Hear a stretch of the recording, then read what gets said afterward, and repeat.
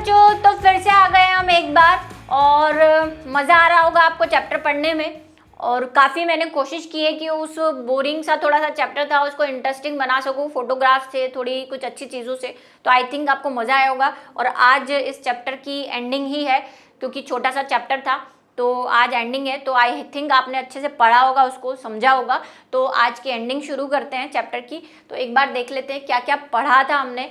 तो ये सारी चीज़ें हमने पढ़ी है। जीव क्या है, जीवों के मुख्य लक्षण क्या है, सजीव, जैव विविधता के स्तर, वर्गीकी वर्गीकरण, विज्ञान, नामकरण, उसके बाद वर्गीकी संवर्ग, संग्रहालय, वनस्पति विज्ञान, हर्बेरियम, जंतु कुंजी, नियम पुस्तिका। तो ये सारी चीज़ें हमने पढ़ी, आप लास्ट पढ़ लेंगे। और आज का जो चैप्टर फ्लो है वो ये देखिए, डायनासोर मस्त दिख रहा है ना। तो चैप्टर फ्लो है वो हमें जंतु उद्यान पढ़ना है, लास्ट टॉपिक। उसके बाद जंतु उद्यान के महत्व पढ़ने हैं। उसके बाद हम पढ़ेंगे कुंजी क्या है, देखेंगे इसको। उसके बाद नियम पुस्तिका पढ़ेंगे और लास्ट में हम मोनोग्राफ और फ्लोरा पढ़ेंगे, जो कि बहुत इंपॉर्टेंट है, 1 1 2 2 मार्क्स के अंदर पूछे जाते हैं। और कुंजी भी है। कुंजी बुक में बहुत छोटा दे रखा है, मैं आपको अच्छे से इसको डिटेल में समझाने वाली हूँ कि क्या होता है, एक्चुअली आपको समझ में आए कि कुंजी क्या है, क्योंकि सिर्फ रीडिंग करने से समझ में नहीं आएगी। चलिए, तो जंतु उद्यान से शुरू करते हैं हम। क्या है, यानी कि जंतु उद्यान यानी कि जूलॉजिकल गार्डन जिसे हम बोलते हैं। जंतु उद्यान में प्राणियों का संरक्षण व संग्रहण जीवित अवस्था में किया जाता है। फिर से बता रही हूँ, संग्रहालय यानी म्यूजियम में मृत अवस्था में करते हैं। बॉटनिकल गार्डन यानी वानस्पतिक उद्यान में पादपों का जीवित अवस्था में संग्रहण किया जाता है। और ये जो जूलॉजिकल गार्डन है, इनमें जीवित अवस्था में प्राणियों को रखा जाता है। ठीक है, जैसे आपके जू होते हैं, पर जू थोड़ा क्या छोटे तौर पर हम बोल सकते हैं, लेकिन जो जूलॉजिकल गार्डन होते हैं वो और बड़े होते हैं। पादप भी होते हैं वहाँ पे, लेकिन मेन मोटो जो होता है वो प्राणियों का होता है, यानी कि एनिमल्स का होता है। यहाँ प्राणियों को प्राकृतिक आवास में रखकर, उनके नेचुरल आवास में, जैसे पांडा ले आए, पांडे को अगर बड़ी दोपहरी में रख दिया, हमारे राजस्थान में रख दिया अगर कि 45-40 डिग्री टेम्परेचर चल रहा है, तो पांडे की तो जान निकल जाएगी। तो उसको क्या प्रोवाइड करवाना पड़ेगा, जहाँ पे भी आप रख रहे हैं वहाँ पे एसी चलाना पड़ेगा, उसको ठंडा ठंडा फील होना चाहिए, क्योंकि वो ठंडे इलाकों में रहता है, तो उसको वो सारी कंडीशन प्रोवाइड करवाई जाती है। शेर है तो शेर को ऐसे घूमने के लिए बहुत सारी जगह चाहिए, तो उसको बड़े बड़े एरिया, अगर आपने नेशनल पार्क्स देखे होंगे तो आपको लगेगा ही नहीं कि आप किसी गार्डन में आए, आपको ऐसा लगेगा घने जंगलों में आ गए। लेकिन वो सब सेफ्टी प्रोवाइड करके उनको खाना पीना रहना घूमने की जगह सब कुछ देते हैं। डिस्कवरी चैनल देखा हो कभी, तो वो ऐसे ही जो वीडियोग्राफी करते हैं ना, वो ऐसे नेशनल पार्क्स में जाके करते हैं, जूलॉजिकल गार्डन में जाकर करते हैं। ठीक है, यहाँ प्राणियों को प्राकृतिक आवास में रखकर उनकी संख्या में वृद्धि की जाती है। संख्या में वृद्धि कैसे, जैसे अभी टाइगर रिजर्व चल रहा है, सबसे बेस्ट एग्जाम्पल पढ़ते आ रहे हो कि टाइगर क्या हो रहे हैं, धीरे धीरे कम हो रहे हैं। तो हम उनको जो प्राकृतिक, जहाँ पे वो जंगलों में रहते हैं तो वहाँ लोग मार देते हैं। हाथी है जैसे, उनकी चमड़ी के लिए, उनके दांतों के लिए, तो हम क्या करते हैं, उनको वहाँ से लाके इन जूलॉजिकल गार्डन या नेशनल पार्क्स वगैरह में रखते हैं और वहाँ पे उनको ब्रीडिंग करने का यानी कि जनन करने का मौका देते हैं, ताकि उनको कोई मारे नहीं। वहाँ पे बहुत सारे फॉरेस्ट गार्ड होते हैं, ठीक है, वो उनकी देख रेख करते हैं। आप भी जाओगे तो आपको ऐसे नहीं खुले में घूमने देंगे, आपके साथ भी एक इंसान जाएगा, आपको देखा जाएगा कि आप कुछ मतलब मारा मारी या गन वन से मारामारी तो नहीं कर रहे हो, आप पे जुर्माना है ना। हिरण कांड पढ़ा ही होगा सबने, सलमान खान का वाला, तो कानूनी जुर्म है। तो वहाँ पे क्या रखते हैं और उनको ब्रीडिंग करवाते हैं, मतलब जनन करवाते हैं, ताकि उनकी संख्या में क्या हो सके, वृद्धि हो सके।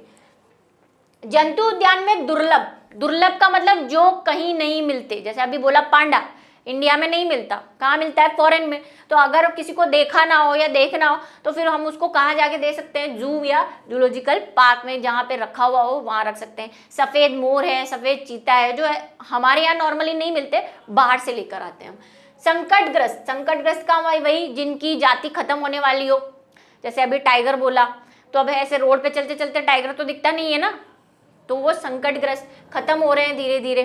ठीक है, उनको भी क्या किया जाता है, जंतु उद्यान में रखा जाता है। विदेशी प्राणियों को, वही पांडा आ गया इसमें, को रखा जाता है। ठीक है, ये देखिए, ये तो चीता है, ये सफेद टाइगर है, व्हाइट टाइगर। ठीक है, ये पांडा, ओ पांडा ओ पांडा।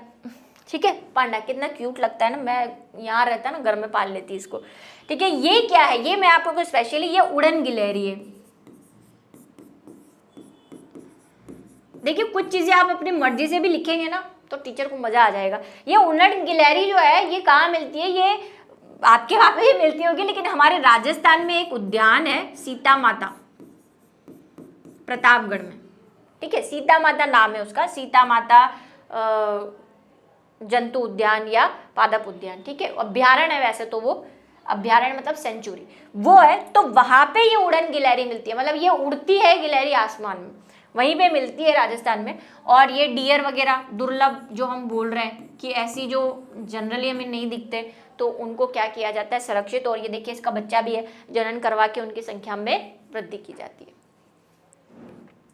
जंतु उद्यान के महत्व क्या है अभी बताया। एक तो सब में देखिए, आप जंतु उद्यान ले लीजिए, आप वानस्पतिक उद्यान ले लीजिए, आप हर्बेरियम ले लेंगे, एक तो हमेशा उसमें रहेगा अध्ययन व अनुसंधान की दृष्टि से महत्वपूर्ण है, मतलब अध्ययन करने के लिए। पहले भी बताया कि जो चीज़ हमारे आसपास नहीं मिल रही है, आप उसको अध्ययन करना चाहते हैं, तो आप वानस्पतिक उद्यान, जंतु उद्यान, हर्बेरियम, जहाँ पे सूखा करके उनको रखा गया है तो वहाँ पे अध्ययन कर सकते। तो ये तो सब में सेम ही है, बाकी चीज़ें भी एक दो सेम ही है। अब आप हर्बेरियम में सूखी चीज़ें रखते हैं, तो हर्बेरियम में आप लिखोगे जनन करवाते हैं तो अच्छा नहीं लगेगा ना, तो वो थोड़ा सा दिमाग लगाना पड़ेगा, हमें थोड़ा सा हमारी किडनी यूज़ करनी पड़ेगी। बाकी चीज़ें मैक्सिमम सेम रहेगी। जैसे पर्यटन की दृष्टि से बॉटनिकल गार्डन, वानस्पतिक उद्यान में भी हम पर्यटन मान सकते हैं कि हम देखने जाएंगे। मैंने आपको बोला था FRI देख के भी आइएगा अगर आपको कभी मौका मिले, है ना, फॉरेस्ट रिसर्च इंस्टीट्यूट देहरादून।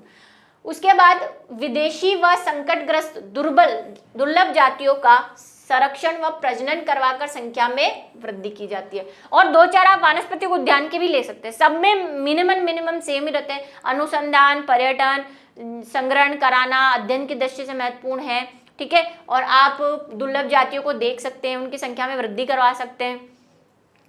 तो ये है इसके महत्व।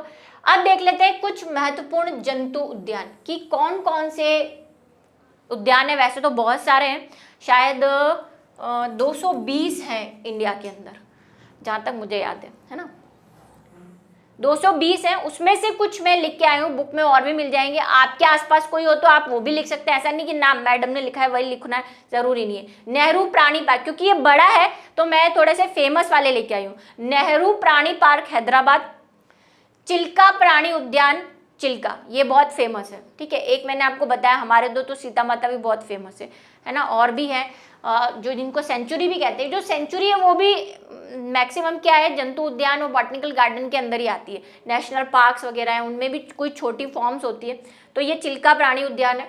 चलिए अब मेन जो चीज है कुंजी। अब बुक में आप देखोगे एक पैराग्राफ दे रखा है, लेकिन ना दे रखा हो तो भी बढ़िया था, ऐसे मैं बोल सकती हूँ, क्योंकि लाइन तो 2 ही उसकी समझने वाली है, बाकी सब तो आपके एरोप्लेन बन के ऊपर जाने वाला है। मैं आपको समझाऊंगी कुंजी क्या होती है, और आप इसको लिख भी सकते हैं जब आएगा, क्योंकि 2 मार्क्स में आएगा। मान लीजिए 2 नंबर में आया तो 2 लाइन तो लिखोगे नहीं, कैसे लिखोगे इसको, तो उसका भी आइडिया मैं आपको दे देती हूँ। तो क्या है कुंजी? वर्गीकरण विज्ञान में पादपों और जंतुओं की पहचान, वर्गीकरण में कुंजी एक साधन है,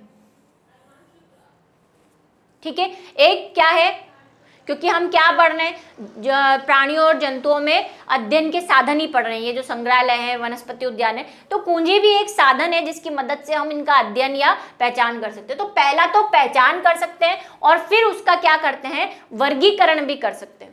इसके माध्यम से विभिन्न जीवों के एकांतर लक्षणों के चयन के आधार पर जीवों की पहचान व वर्गीकरण किया जाता है। मतलब इसमें क्या होता है, कोई सेट होता है, क्वेश्चंस का सेट होता है, प्रश्नों का सेट होता है, जिसको कपलेट बोलते हैं। 2 एकांतरित लक्षणों के एक सेट को कपलेट कहा जाता है, ठीक है, कप प्लेट नहीं, ठीक है, कपलेट। मैं बोले चाय याद आ रही है अभी। कपलेट, ये जो 2 लक्षण है, एक सेट होता है, सेट मतलब एक चीज होगी, 2 क्वेश्चनों की एक चीज होगी, उस सेट को वो एकांतरित होते हैं। एकांतरित का मतलब एक दूसरे के विपरीत, ठीक है। तो उनके आधार पर क्या किया जाता है, चयन किया जाता है, और उस सेट को क्या बोलते हैं, कपलेट कहा जाता है।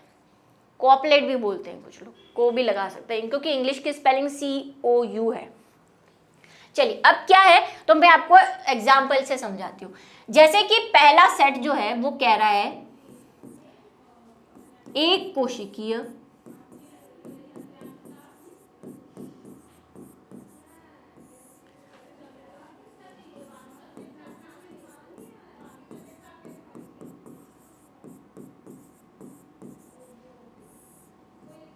ये क्या है, एक प्रश्न का कपलेट है, आप कोई ढूंढ के लाया, मैंने बोला ऐसा नहीं चिड़िया पे कलर पोत के ले आना है, वो नहीं, कोई नया जीव ढूंढ के लाए हैं या साइंटिस्ट को कोई नया पौधा मिला है, जीव मिला है। अभी हम क्या एनिमल की बात कर रहे हैं, प्लांट पे नहीं जा रही मैं, क्योंकि वही एनिमल से हम ज्यादा कनेक्टेड होते हैं। तो आप क्या करेंगे, सबसे पहला ये कुंजी खोलेंगे, ये की खोलेंगे और इसका पहला कपलेट उठाएंगे। इसमें यही नहीं होता, ये तो मैं आपको एग्जाम्पल की फॉर्म में, बहुत सारे क्वेश्चंस होते हैं और ऐसे सेट्स होते हैं। तो पहला ये पूछेगा ये कि क्या आप जो जीव लेकर आए हैं या जो भी आप चीज लेकर आए हैं वो एक कोशिकीय है या द्विकोशिकीय। अगर ये एक कोशिकीय है तो प्रश्न नंबर 3 पे जाना है, 2 पे जाना है आपको, और अगर ये बहुकोशिकीय है तो प्रश्न नंबर 3 पे जाएंगे। ये प्रश्न नंबर 1 है। अब प्रश्न नंबर 2 क्या है, हम 2 पे गए। 2 पे ये पूछ रहा है कि क्या ये प्रोकैरियोटिक है। प्रोकैरियोटिक क्या होता है भाई, या फिर ये यूकैरियोटिक है। ये साथ साथ लिख लो, बुक में नहीं है, मैं समझा रही हूं और समझाने के साथ ये लिखोगे तो बढ़िया इंप्रेशन पड़ेगा, खुद को जिंदगी भर के लिए समझ भी आ जाएगा। तो ये कह रहा है कि दूसरे क्वेश्चन पे जाओ, तो हम दूसरे क्वेश्चन पे आए। दूसरे क्वेश्चन पे कह रहा है प्रोकैरियोटिक। प्रोकैरियोटिक क्या है, तो प्रोकैरियोटिक ये चीज है कि हमने पढ़ा था कि कुछ जीव जो होते हैं उनमें क्या होता है, ये कोशिका झिल्ली, कोशिका भित्ति, जो मानव पादप एनिमल के ऊपर डिपेंड करता है। कोशिका द्रव्य होगा, अंदर क्या होगा, अगर अंदर वाला केंद्रक यानी कि जो गुणसूत्र है या आनुवांशिक पदार्थ है वो एक पर्टिकुलर मेम्ब्रेन में या झिल्ली में बद्ध होता है तो उसको हम क्या बोलते हैं, यूकैरियोटिक एनिमल्स बोलते हैं। और अगर ये ऐसा बिखरा बिखरा सा रहता है, अंदर वाला मटेरियल जो है कोई प्रॉपर केंद्रक नहीं होता, तो उसे हम क्या बोल देते हैं, प्रोकैरियोटिक। ये तो आपको पता होगा, फिर भी मैंने बता दिया। तो प्रोकैरियोटिक अगर ये है तो इसे हम क्या बोलेंगे, मोनेरा बोल देते हैं। कि ये किस में आएगा, जो जीव आप ढूंढ के लाए मोनेरा में। क्योंकि मोनेरा के अगर आपको लक्षण पता हो या नहीं पता है तो अगले चैप्टर में आ रहा है, मोनेरा के कुछ लक्षण मैं बता देती हूँ कि एक तो ये प्रोकैरियोटिक होते हैं, दूसरा ये क्या होते हैं अपना, ज्यादातर इसमें कौन आएंगे, बैक्टीरिया आते हैं, ठीक है, बैक्टीरिया हैं, वायरस हैं, ठीक है, यूनिसेल्यूलर एक कोशिकीय जीव होते हैं वो आते हैं और प्रोकैरियोटिक होते हैं। तो यूनिसेल्यूलर है मतलब एक कोशिकीय है और प्रोकैरियोटिक है तो आपका जो जीव है वो कैसा है, मोनेरा है, ठीक है।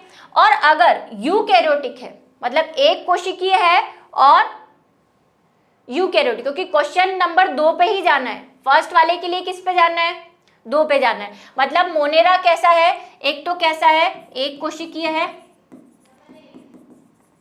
और प्रोकैरियोटिक है, तो वो कौन है, मोनेरा है। लेकिन अगर एक कोशिकीय है और यूकैरियोटिक है तो वो प्रोटिस्टा है, मतलब प्रोटिस्टा का मेंबर है। ये पढ़ेंगे अभी हम आगे कि प्रोटिस्टा क्या है। प्रोटिस्टा में जनरली जो है शैवाल वगैरह आते हैं और ये कैसे होते हैं, ये एक कोशिकीय होते हैं। इनमें एक कोशिकीय जीव भी है, बहुकोशिकीय भी है, लेकिन अभी हम एक कोशिकीय की बात कर रहे हैं। शैवाल है जैसे, तो वो एक कोशिकीय होते हैं और कैसे होते हैं, यूकैरियोटिक होते हैं। और अगर एक कोशिकीय है और प्रोकैरियोटिक है तो वो कौन है, मोनेरा। अगर आपका जो है वो बहुकोशिकीय है तो क्वेश्चन नंबर 3 पे जाना है। तो क्वेश्चन नंबर 3 क्या कह रहा है, ये कह रहा है कि ये कैसे हैं, स्वयंपोषी है। स्वयंपोषी का मतलब ऑटोट्रोपस, जो अपना खाना खुद बनाते हैं, या फिर विषमपोषी है। विषमपोषी मतलब हेटेरोट्रोपस, जो अपने खाने के लिए दूसरों पर डिपेंड करते हैं। तो एक कोशिकीय है तो इन दोनों में से कोई होगा, लेकिन बहुकोशिकीय है तो क्वेश्चन नंबर 3 पे जाना है, प्रश्न 3 पे। प्रश्न 3 हमसे फिर पूछ रहा है कि अगर ये स्वयंपोषी है मतलब बहुकोशिकीय है और स्वयंपोषी है तो ये क्या है, पादप है। क्योंकि पादप कैसे होते हैं, बहुकोशिकीय भी होते हैं, यूकैरियोटिक भी होते हैं और क्या होते हैं, स्वयंपोषी भी होते हैं। लेकिन अगर ये विषमपोषी है, अगर ये विषम, इस पादप में और क्या आ सकता है, ठीक है, पादप है। अगर ये विषमपोषी है, प्रोटिस्टा भी स्वयंपोषी होते हैं, ठीक है, क्योंकि मैंने बोला कि प्रोटिस्टा में एक कोशिकीय जीव भी आते हैं और कुछ बहुकोशिकीय भी है। तो विषमपोषी अगर, तो ये क्या हो जाएंगे, तो आपको किस पे जाना है, प्रश्न 4 पे जाना है। प्रश्न 4 क्या कह रहा है, प्रश्न 4 ये कह रहा है अगर ये चलनशील है या फिर ये अचलनशील है। चलनशील का मतलब जो खुद से चल फिर सकते हैं, गति करते हैं। तो अगर ये चलनशील है तो ये कैसे होंगे, ये जंतु है, क्योंकि विषमपोषी भी है और जंतु भी है। ठीक है, विषम जंतु एनिमल्स कौन होते हैं, विषमपोषी होते हैं, हेटेरोट्रॉपिक होते हैं। तो देखिए यहाँ से आंसर आ गया। लेकिन अगर ये अचलनशील है तो ये कवक है, क्योंकि कवक कैसी होती है, विषमपोषी होती है, सैप्रोफाइट, मृतोपोषी होती है, मतलब मरी हुई चीजों को खाती है। लेकिन इसके जो पादप हैं या इसके जो बीजाणु है वो कैसे होते हैं, अचलनशील होते हैं। ठीक है, तो इस तरह से हमें पता चल गया कि हम जो एनिमल ढूंढ के लाए हैं वो क्या हो सकता है। वो मोनेरा है, प्रोटिस्टा है, पादप है, जंतु है, कवक है। जो आपको मिक्सचर मिल रहा है, मान लो अगर मैं लाई थी वो बहुकोशिकीय था। ठीक है, तो बहुकोशिकीय था तो 3 पे जाना था, तो मेरा जो पादप था वो कैसा था, अगर बहुकोशिकीय और स्वपोषी था तो वो पादप था, और बहुकोशिकीय और विषमपोषी है तो इन दोनों में से कोई हो सकता है। अब इन दोनों में से हमने देख लिया, अगर मैं जो लाई थी, मान लो मैं यहाँ पे जो जीव लाई थी वो था बहुकोशिकीय, उसके लक्षण मैंने देखे होंगे, दिखने से दिख रहे होंगे, बहुकोशिकीय था और यूकैरियोटिक था,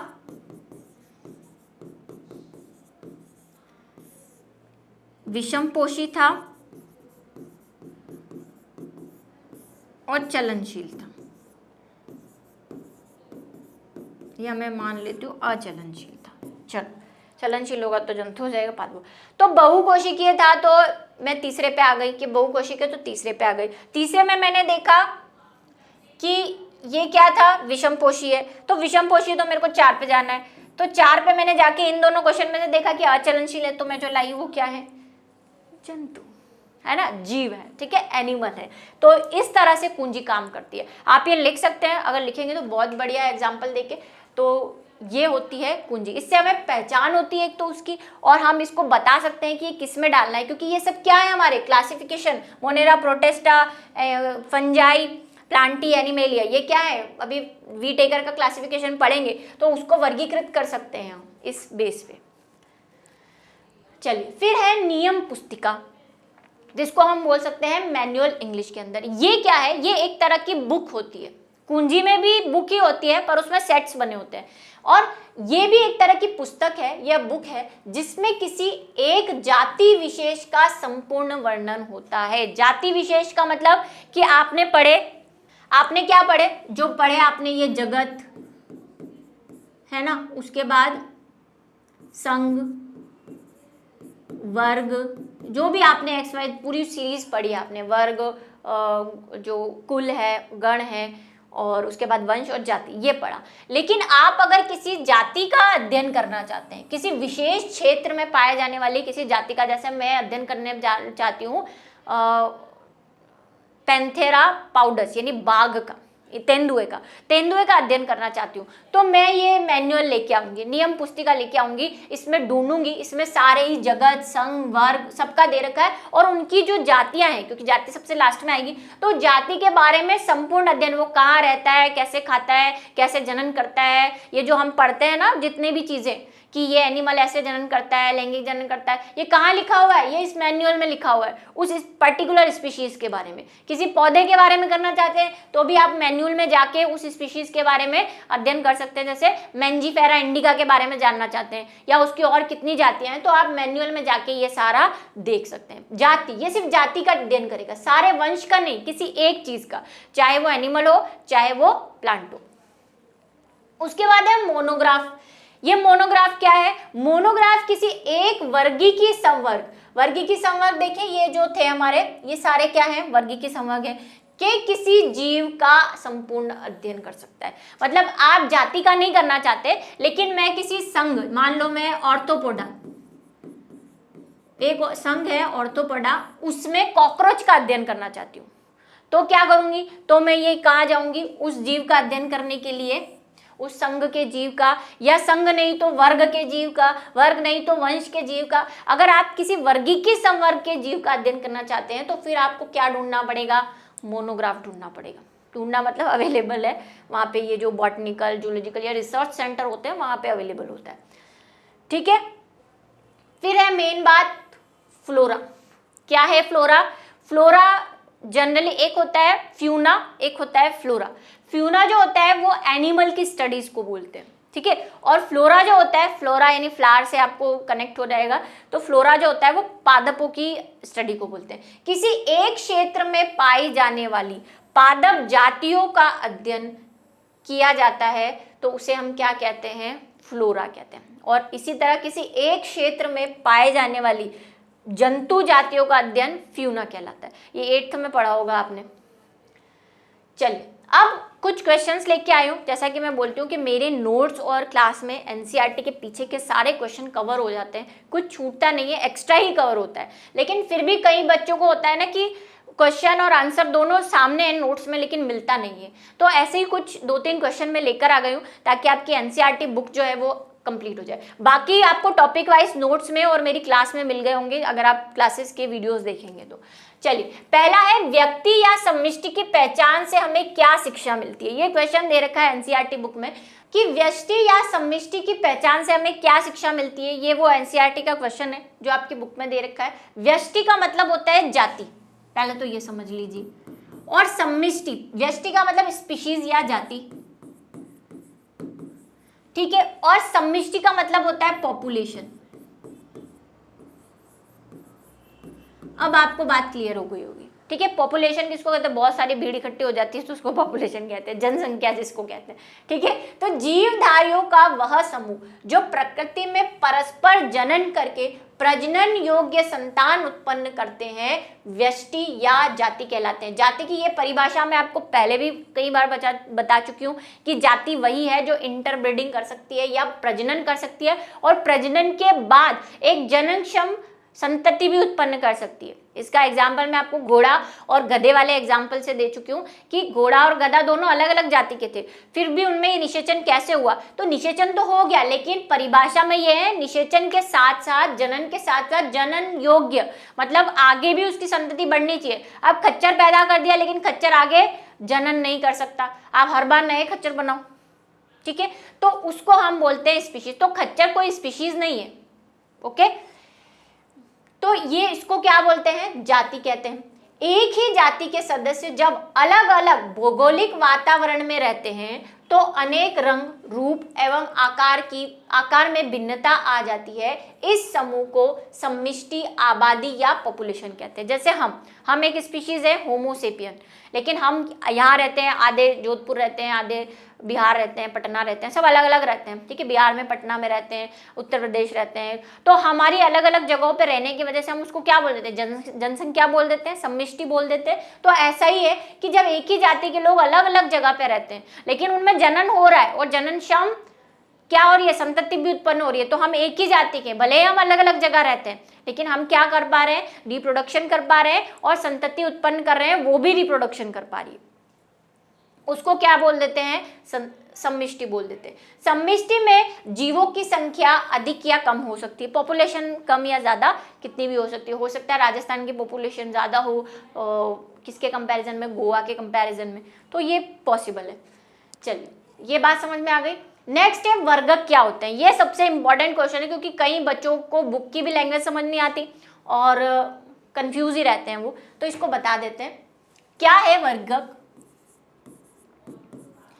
फिर से मैं बात कहूंगी एक कि ये जो हम पढ़ रहे हैं जगत, संघ,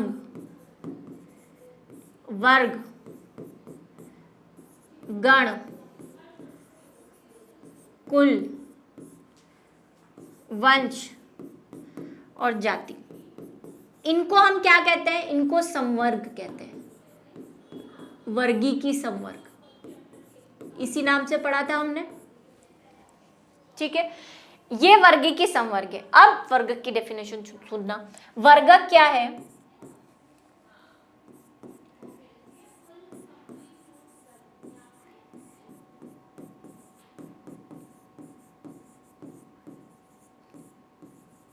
एक जीवों का समूह जो किसी वर्गीकी संवर्ग के सभी लक्षणों को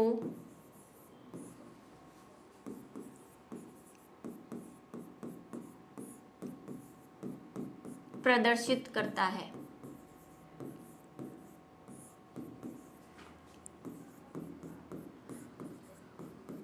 क्या मतलब हुआ उसका कि ये वर्गीकी संवर्ग है। इन वर्गीकी संवर्ग में अगर आप कोई ऐसा समूह सेलेक्ट कर ले, ऐसे कुछ जीवों का समूह सेलेक्ट कर ले जो उस वर्गीकी संवर्ग के बारे में आपको पूरी इंफॉर्मेशन दे दे या पूरे लक्षणों को प्रदर्शित कर ले, तो उसे हम क्या बोलते हैं, वर्गक या टैक्सोन कहते हैं। ये इंग्लिश में वर्गक को टैक्सोन बोलते हैं और वर्गीकी संवर्ग को टैक्सोनोमिक यूनिट बोलते हैं। अब बात आपको समझ में आई होगी। टैक्सोनोमिक यूनिट ये है।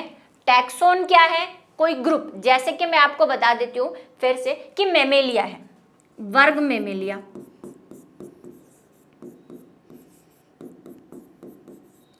अब मेमेलिया के कुछ लक्षण है, ये पूरा वर्ग है, ये पूरी टैक्सोनोमिक यूनिट है। अब मेमेलिया के कुछ लक्षण है, तो मेरे को एक ऐसा कोई ग्रुप ढूंढना है या ऐसा कोई जीव ढूंढना है, ठीक है। वैसे समूह ही ढूंढा जाता है क्योंकि सभी जीव में सारी इंफॉर्मेशन मिलना थोड़ा सा मुश्किल हो जाता है। तो हम क्या करेंगे, एक जीवों का ऐसा समूह ढूंढ लेंगे। जैसे मैंने ढूंढ लिया, एक तो मैं नहीं लिख रही यहाँ पे मानव, ठीक है। एक मैंने ढूंढ लिया कुत्ता,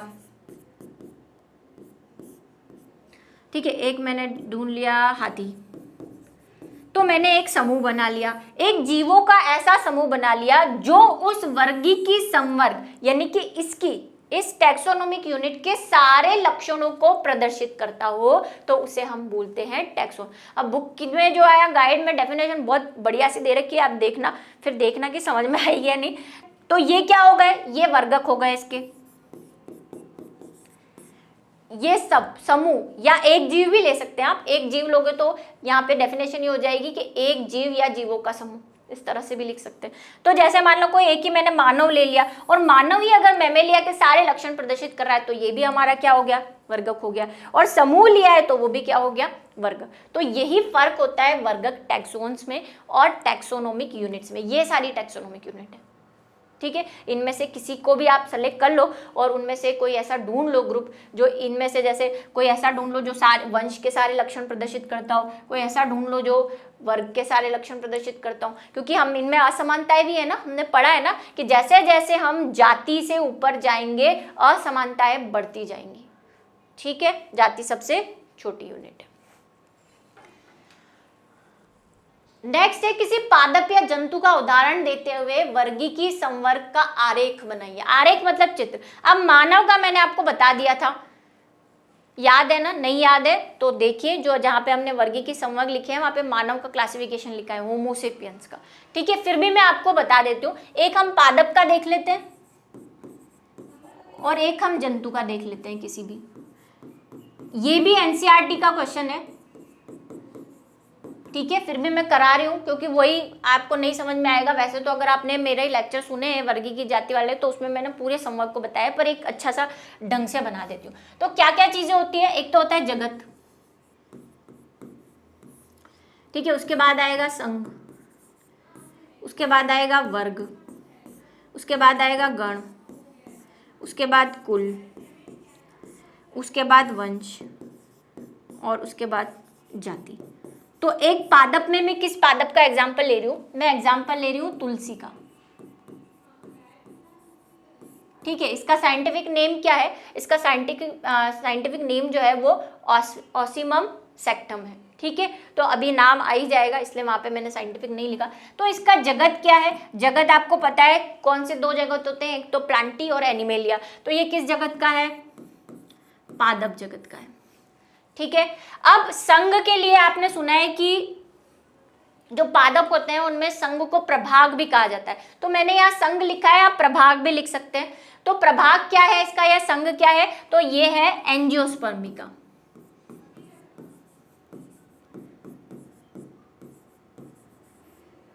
जिम्नोस्पर्म, एंजियोस्पर्म, ठीक है। तो ये एंजियोस्पर्मी है। अब इसका वर्ग क्या है, तो ये डाइकोटिलेडन्स है। एंजियोस्पर्म के फिर दो आ जाते हैं, मोनोकोटिलेडन, डाइकोटिलेडन। तो ये है डाइकोटिलेडन्स, डाइकोटिलेडनी है ये, डाइकोटिलेडनी, ठीक है। इसका गण क्या है, इसका गण है लेसियल्स,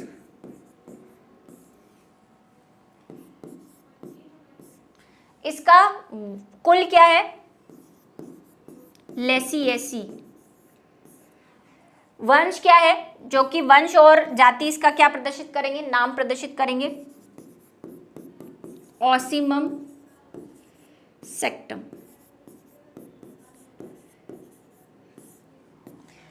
ये एक आरेख हो गया। अब इसी तरह जंतु में मैं आपको बता देती हूं टाइगर का, चीता। ठीक है, तो टाइगर का जगत क्या हो गया? वो पादप है तो ये जंतु, फिर संघ, फिर वर्ग, फिर गण, फिर कुल, वंश और जाति। ठीक है, संघ क्या है इसका? संघ है इसका कॉर्डेटा। ये पढ़ा है हमने जब हमने संघ डिस्कस किया था। कॉर्डेटा की, कॉर्डेटा ग्रुप में आते हैं ये सब। मैमेलिया है किसका? ये मैमेलिया का है। तो वर्ग इसका क्या हो गया? मैमेलिया। ठीक है, गण क्या है इसका? कार्निवोरा।